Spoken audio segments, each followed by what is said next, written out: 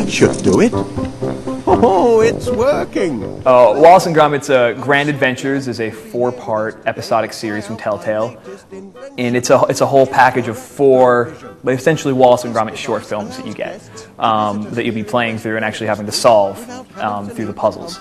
And today we're recording, I guess, the voice for episode 3, which leading in from episode 2, there's been a storm that's destroyed the town dog shelter.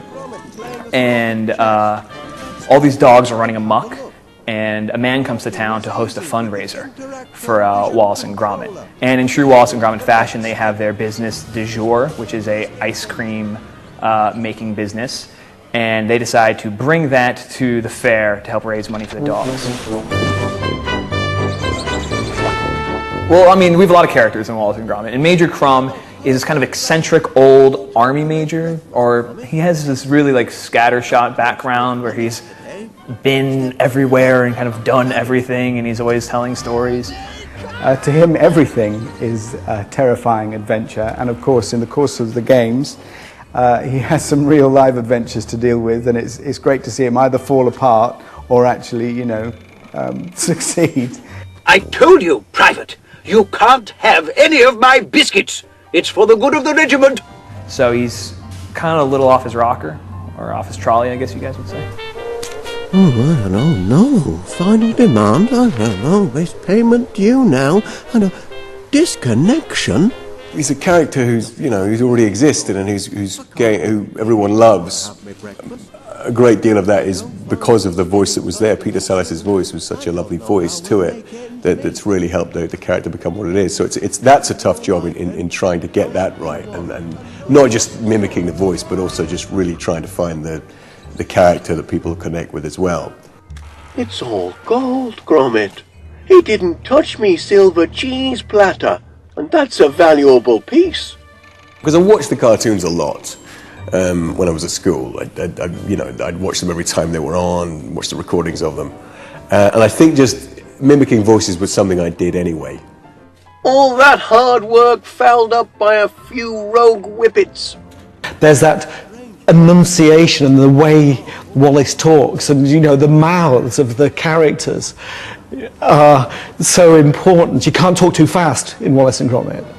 It needs to be clear, and because you lose some of that charm.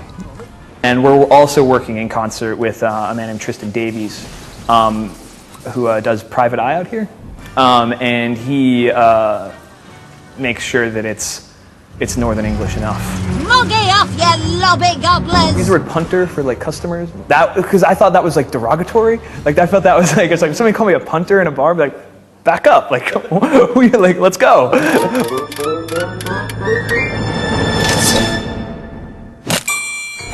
The important thing about him is he's an inventor, and usually when we meet them in the films, they've got a new business on, whether it's the pest control or window washers or whatever it is they're doing, bakery.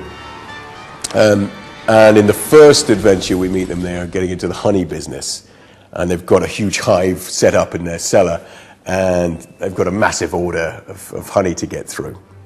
Can you deliver 50 gallons?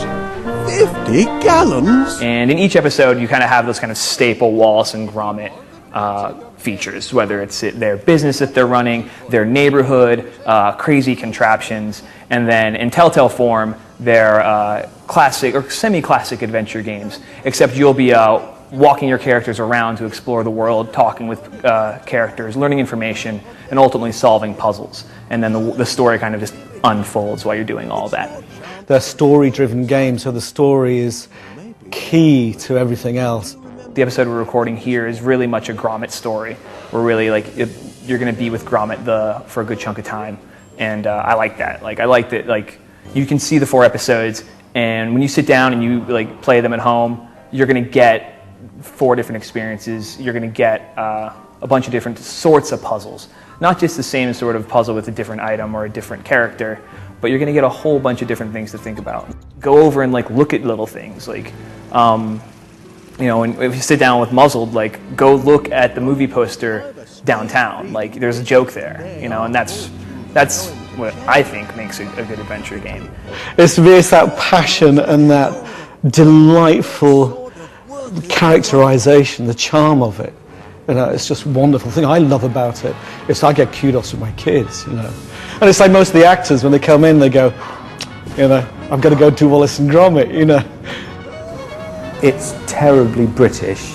It has comic timing by the bucket load. There's puns. The Brits are obsessed with puns. I think that's what appeals to people. They know they're going to be thrilled. They know their jaw's going to drop, and they know they're going to laugh. And everybody can watch it. You know, all the generations of the family over Christmas could sit down and watch A Matter of Loaf and Death, including me.